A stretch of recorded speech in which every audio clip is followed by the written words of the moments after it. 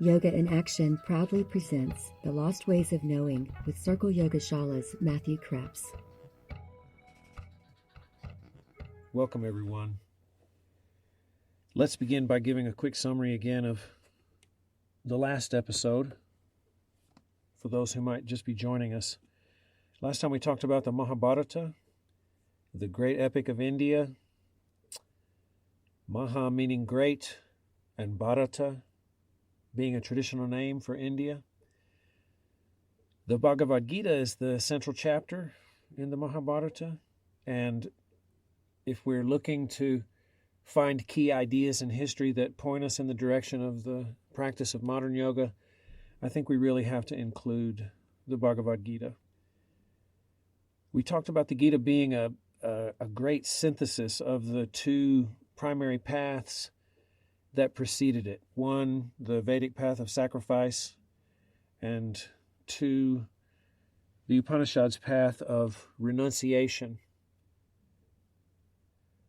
What we're doing this time is focusing on the Gita still, but we are focusing on its intersection with the Yoga Sutra of Patanjali, which is also a pretty important source of ideas for modern yoga and the practice of it. How do we begin to talk about this intersection between the two texts?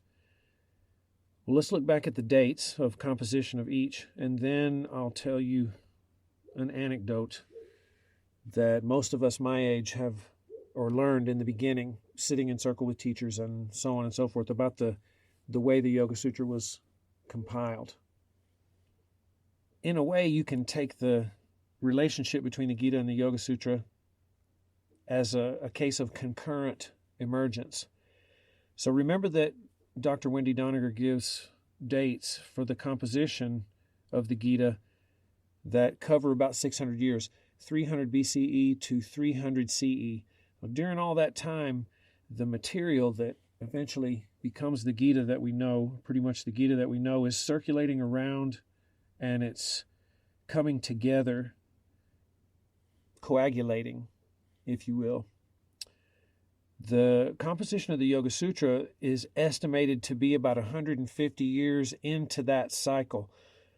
So that would put it, let's see, at 150 BCE. So the sutra is coming together during the time that Doniger gives that the Gita is coming together also. So the ideas are kind of all mixed together and concurrent. The story we were told about the Yoga Sutra, one of the stories about the nature of it as a text in relation to the other stuff that's out there, is that there is not anything new in the Yoga Sutra. And that's because Patanjali's teacher supposedly sent him out into the culture, the surrounding cultures, to see what was being done that was called yoga, and to try to understand that, and then to come back and compile that in a particular way. And the Yoga Sutra is said to be, a composition of that nature. It's kind of like what was going on at the time, and what do we want to know about what people think about yoga? How does all that relate? And here it is in a way that you can practice it. Now, like I said, that's an anecdotal story because I've seen a lot of talk about the historical composition of the sutra and ideas like some of the commentators added things later and stuff like that. So it kind of has a history like that too. But I do think it's safe to say that this surrounding context of Gita-like material is something that the Yoga Sutra could have drawn from.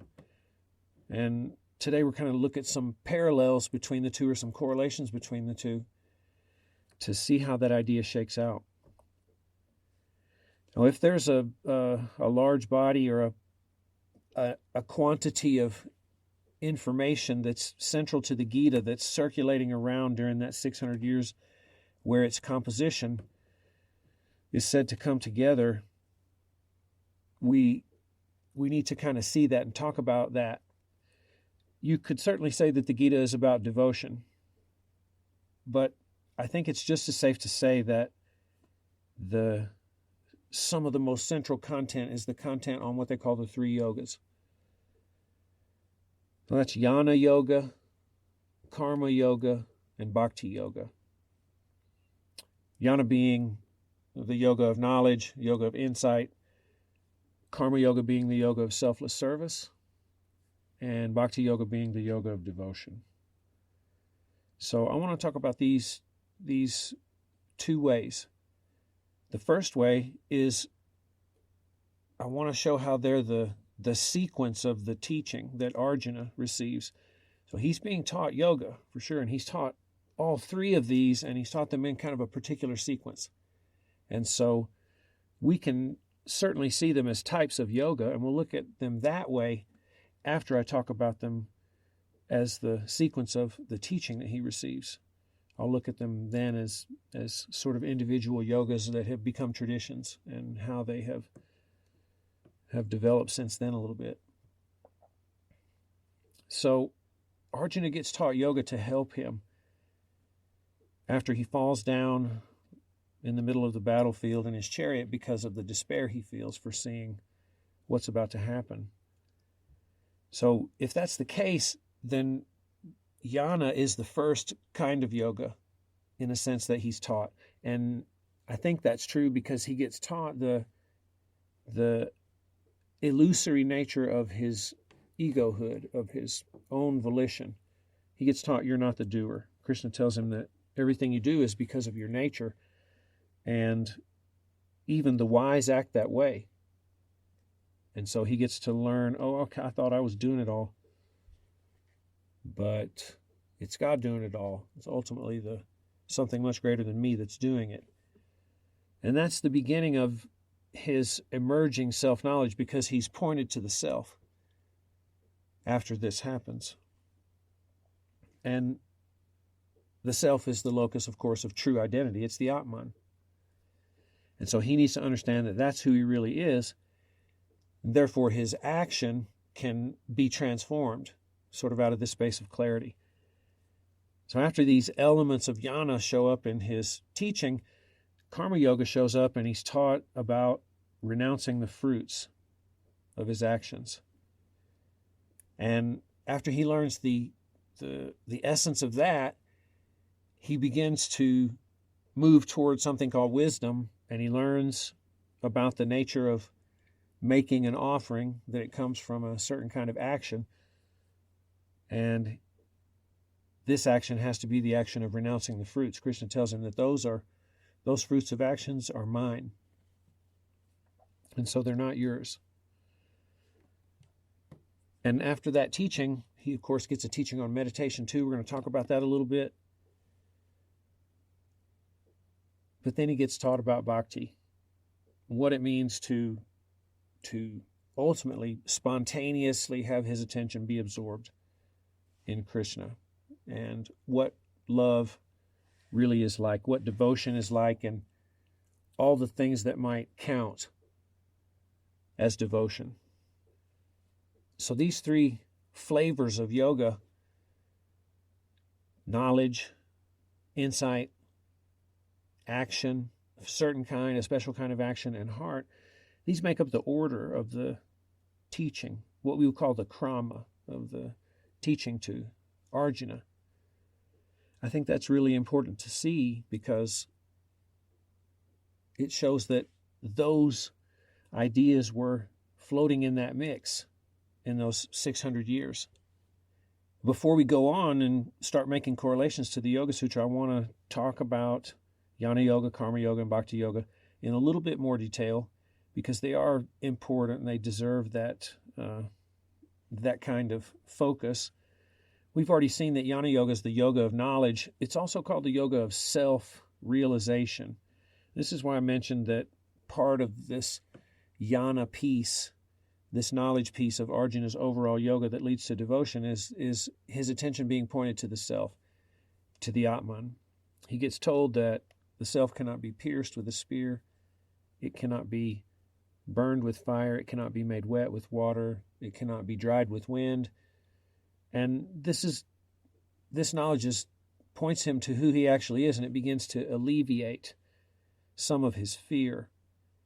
So the yoga of self-realization is a lot. It reminds me a lot of the Upanishads giving a lot of weight to realizing something. Remember, the example from the Upanishads is realizing that this snake that was in the corner of the room is not a snake when the light comes on. You see that it's a rope. And the weight of that seeing clearly, that knowledge of how it actually is enough to free one from birth and death. And so, knowing that, if I'm a practitioner of jnana, I can know that I'm free and feel that and act that way when I know who I am at the deepest level. And throughout time, this particular flavor of yoga has drawn certain, what you might say, types of humans who have a predilection for, say, internal realization, for insight, for what someone would call knowledge. You can also see it as a necessary part of an overall system, like it is for Arjuna. But over time, it's become a particular place where certain of us have gathered. Then there's karma yoga. You know that that's the yoga of action. It's also called the yoga of selfless service. You know it means being surrendered to the fruits of the action. Krishna makes this very clear in chapter 2, sloka 47. He says, "Your right is to the action alone, never to its fruits at any time. Never should the fruits of action be your motive. Never let there be attachment to inaction." And so we have a right to the action alone. This is a powerful reorientation of our motive. It'll be a revelation of our motive if we take on the task, of karma yoga. We'll come face to face with what it is that we desire, as a result of these actions. And if that desire emerges in control of the way it turns out, then remember the Gita says that all action like that binds the world into repetitive karma. I have heard teachers talk about karma yoga in an interesting way when they talk about object relations. That's a term that probably comes from psychology somewhere, and it's a developmental marker in a sense of an integrated personality. And when your object relations are messed up, you think you own things that you don't. You project things in a sense that are not there. You need constant praise in a certain way. There are things that show that you don't have the right relationship with the objects in the world. And that ownership one is a big one. So folks who relate to the things in the world that way very often are given karma yoga as a way to immediately change the feeling tone of their relations to others, because they now begin to serve those others inherently rather than seeing the things around them as means for their own, say, power and status or something like that, just more pleasure.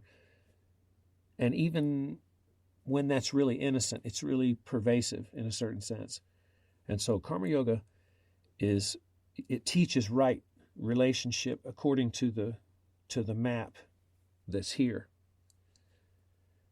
Certain types of people do well, want to be in that kind of service with folks. And sometimes, again, it's part of an integral system that's bigger than it itself. And then there's bhakti, or devotion. Bhakti is really multifaceted. It's really, really polyvalent. I have a list of words here that have come up in researches that all have some flavor of bhakti. Devotion, of course, attachment, participation, fondness for, homage, faith, love, devotion, worship, and purity. So generally, bhakti is devotion to a personal God. Dr. Doniger says that bhakti was somewhat of a revolution in the spiritual imaginary of India when it happened. I'll throw out a guess, 6th, 7th century. This stuff sort of starts to happen. Has a particular relationship with Islam being there, according to Dr. Doniger. And it signals an increase in sort of access to ritual and spiritual treasures, an increase in access just for the individual alone. So bhakti's a little bit upstart and rebellious in the sense that it might recruit across classes, the way that it involved women, things that were anti-tradition in a certain way. And so we get a good example of that, this personal focus in chapter 12 of the Gita when Krishna says to Arjuna, keep your mind on me alone, your intellect on me, thus you shall dwell in me hereafter. There is no doubt of this. So the mind here, keep your mind on me, manas, the senses, keep those trained toward God. Keep your intellect on me, that's buddhi, that's the higher mind and the intuition. Keep that also trained on the divine, and you shall dwell. And so a dwelling is a place where it's easy to stay, a place where we belong, a place where we are when our highest intellectual faculties and our senses agree that the object of meditation is the divine, then the heart is participating in a certain way, and you get bhakti. And it has a personal flavor. Remember that. So the question would be, do we find material like this in the Yoga Sutra? Do we find these flavors? And I think also not just do we find the flavors, but do we find them given the significance that they're given, for instance, in the Gita? And I think we do. So in order to see that, we talk about the second chapter of the Yoga Sutra, which is called Sadhana Pada. So Sadhana Pada is the chapter on practice, and this is the chapter on Kriya Yoga. And that's important to know because Kriya means action. It has kind of two valences. One is action, and that immediately starts sounding like the teaching in the Gita. I mean, how much teaching on action is in the Gita? What's right action? What's wrong action? What's non-action? Okay, what's being itself turns out to be an action. All the sacrifices that have ever been done and ever will be done turns out they're composed of action. So there's a massive amount of teaching. And here the second chapter of the sutra is about action, and it's about a particular kind of action. So this is not really about things that just happen, that kind of happening or action. This is about sadhana, this is about practice, and it's supposed to be purifying in some sense. The sutra says what Kriya Yoga is for, actually in the second sutra, the second chapter, I think.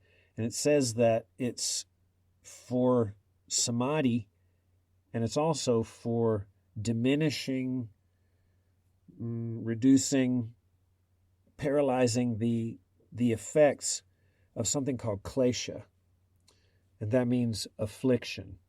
So we're trying to bring about or invite an ecstatic state here, samadhi. That's why we're doing Kriya Yoga. That's why we're doing this purifying action. But also we're hoping that this action will have a character that can reach deep inside the place where these afflictions are. So these afflictions are the things that drive rebirth. That would be why. They're the things that shape the nature of desire. One is called ignorance. One is called mindness, or this false sense of ownership, asmita. One is called lust, raga. One is called, like disgust, dvesha. And one is fear of death, abhinavesha.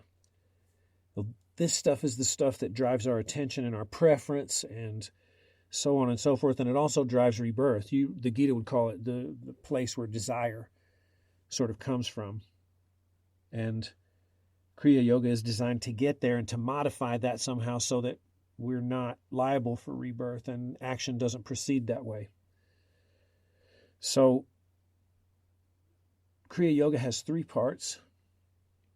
One is tapas, one is svadhyaya, and one is Ishvarapranidhana. Let's go through these one at a time. Let me make some connections.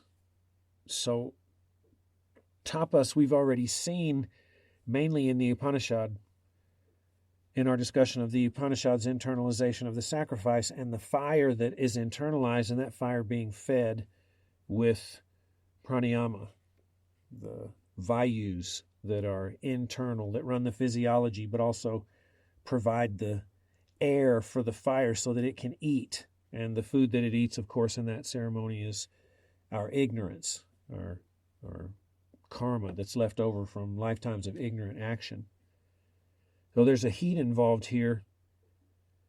Svadhyaya is self-study, sva being the self. Knowledge of the self is sometimes what is said. Svadhyaya is, there's a tradition in which it was considered to be the chanting of sacred texts, like the Veda or something else that the teacher would give. And that's an interesting discussion about what that means and why. We probably took it as sort of like the individual self-knowledge, and there is a sense of it like that too. It's the sense that this would be knowledge of the Atman. In the Yoga Sutra, it would be called Purusha, ultimately. And so getting to know that is what is in addition to this heat. And then there's Ishvarapranidhana. That's devotion and surrender. Ishvara is a deity of sorts. He's called the guru of the ancients. I shouldn't say he. That's a habit. Really, Ishvara is neuter. I think neither he nor she. And this is the one that we are to focus on and think of and practice. But it, classically speaking, as it comes out of Sankhya, it's not theistic in the way, for instance, that Krishna is in the Gita.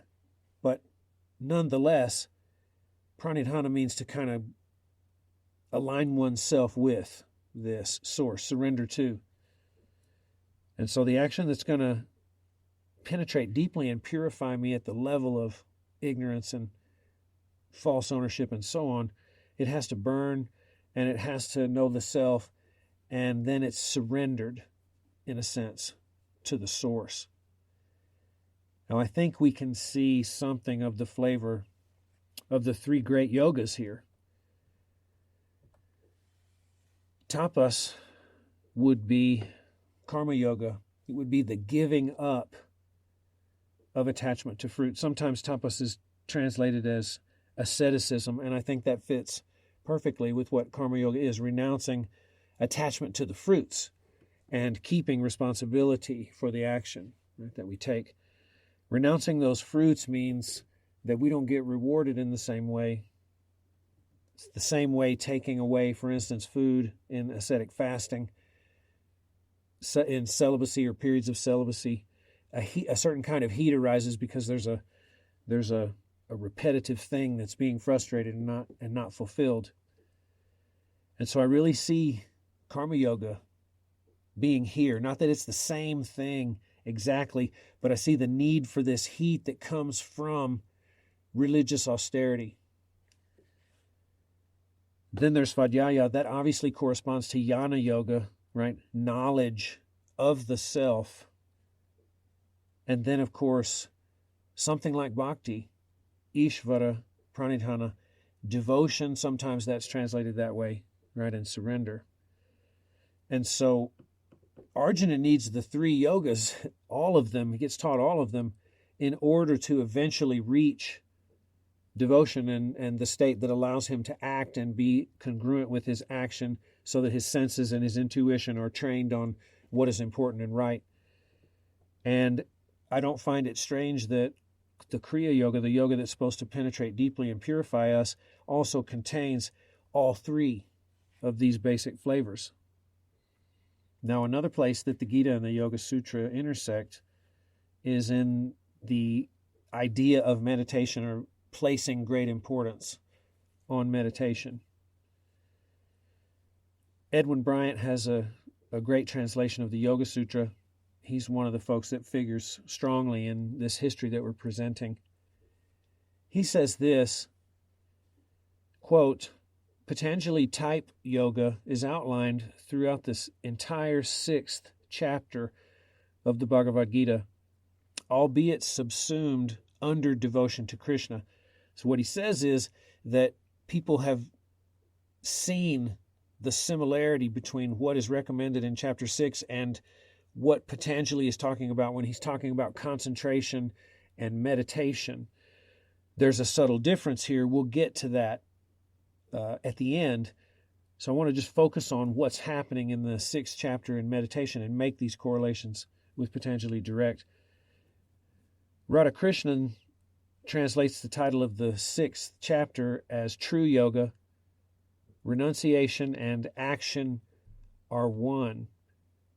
And so in slokas 11 through 15, meditation is described, and it's described as an aspect of this renunciation in action. And so if that's karma yoga, also in jnana yoga and bhakti yoga, meditation is a piece of what it means to act wisely in the world, just like those. Here are the verses. He should set in a clean place his firm seat, neither too high nor too low, covered with sacred grass, a deerskin cloth, one over the other. There, taking his place on the seat, making his mind one-pointed and controlling his thought and sense, let him practice yoga for the purification of the soul. Holding the body, head, and neck erect and still, looking fixedly at the tip of the nose without looking around, without allowing his eyes to wander, serene and fearless, firm in the vow of celibacy, subdued in mind, let him sit, harmonized, his mind turned to me and intent on me alone. The yogin of subdued mind, ever keeping himself thus harmonized, attains to peace, the supreme nirvana which abides in me. So, what are the parallels here? The first parallel is that the Gita calls this dhyana yoga, or the yoga of meditation. Those of you who know anything about Ashtanga yoga, Patanjali's system, know that dhyana is the 7th limb, and it's generally taken to mean meditation. Also, sometimes concentration. In the Yoga Sutra, concentration and meditation, and actually samadhi also, are so close together that Patanjali groups them under a heading called samyama, that some people translate as perfect discipline. So once what he's talking about as being concentration starts happening, meditation is so close. So the meaning of the word is very close. It has a little bit of concentration, a little bit of meditation. Second, this section from the Gita emphasizes asana. When it says he should set in a clean place his firm seat, that firm seat, that word is asana in the Gita. It's neither too high nor too low. It's covered with sacred grass, maybe munja grass, a deerskin cloth, one set over the other. So this place is firm and stable. It's also comfortable. It's got a little grass, a deerskin. That idea really smacks of Patanjali's idea of asana. That's the 3rd limb in the Ashtanga system. And when I was looking through all this stuff and going back over all of it, I saw that S. Ramachandran, the great scholar and translator, actually refers to the Yoga Sutra in his commentary on Sloka 13, which we just read. And he draws a clear parallel between the two texts. He actually uses Patanjali to make his point about this verse talking about or employing a similar idea of asana. He says, quote, Patanjali points out that posture should be steady, firm, and pleasing so as to aid concentration. So, third, because all meditation is meditation on an object, attention is directed somewhere, and it's held there in some way. I know that there are several ways, but there's something that's focused on in a way, or something that's returned to, or something that's created in a way, in a visualization. So there's a firmness or a steadiness in the attention in what you would call meditation. It says here in 11, making his mind one-pointed. One-pointedness is actually a definition, right, of yoga. It's a definition of concentration. But this one-pointedness is about Krishna. And because it has this theistic flavor, Ishvarapranidhana, which remember is a part of Kriya Yoga, we've mentioned it already, that's also a flavor here of this meditation. It has this dedication, surrender, and devotion aspect to God. It's crucial for us to understand what's meant in the Gita by meditation. But they both share an emphasis in a way on this idea of Ishvarapranidhana, surrendering or aligning oneself with the ultimate. This idea of Ishvarapranidhana being one of the correlates is an interesting place to end up, because each text has this idea in common, but each one doesn't place the same emphasis on it. Let me see if I can flesh this out for you. Here's what Edwin Bryant says. Let's let him do it first. So, with regard to Ishvarapranidhana, or devotion to God, that becomes the essential teaching of the entire Gita and of all the yoga systems prescribed in it, rather than the more discrete ingredient promoted in Patanjali. So whatever you want to say about devotion to God or aligning with God, that's the whole point in the Gita. And so that's the point of jnana yoga, of knowledge. That's the point of karma yoga, of selfless service. And that's the point of bhakti yoga. And so it's kind of all about Ishvara Pranidhana. But in the Yoga Sutra, Kriya Yoga in the second chapter is a piece of a larger project. And this larger project is called V-Yoga, V-I Yoga, the yoga of separation. And what that refers to is the Sankhya metaphysics, where Purusha, or the soul or the person, and Prakriti, nature, those two things are separate. And the reason there's a problem is because of Samyoga. They are identified with one another, or they're in close proximity, I think is what the terms suggest. But in no way are they joined, and they need to be discerned. That's what V-Yoga is about. V-I means discernment or separation, or to make a caesura. And so in the Yoga Sutra, Ishvarapranidhana is really just an aspect of this overall revelation about the non-relationship between Purusha and Prakriti. So in addition to so many parallels, we also see that they differ over their use of exactly the same term. You know, we like to get as quickly as possible to pointing directly to something about modern practice from the text that we examine and the historical ideas we're going over. So what I'm going to tell you now is I'm going to look at a particular shloka from chapter 4, shloka 29. And this is a shloka about making an offering. In chapter 4, when Arjuna is told that many things are sacrificed, many things are offered, and there's a long list of things. Some offer the senses into the fires of the intellect, some offer their study, some offer fasting, and so on. All of those offerings are considered to be acceptable and they're welcome. But he goes on to say that the greatest offering is the wisdom offering, or the wisdom sacrifice. So amongst all these offerings, we have the breath. And I think it's clear here that this points toward hatha. This points toward how the modern world understands the relationship of the breath. Quote, some offer inhalation into exhalation, and others exhalation into inhalation, restraining the path of inhalation and exhalation, intent on control of the vital breath. Now, that's Winthrop Sargent's translation. Here's one from Radhakrishnan. Others, again, who are devoted to breath control, having restrained the paths of prana, the incoming breath, and apana, the outgoing breath, they pour as sacrifice prana into apana and apana into prana.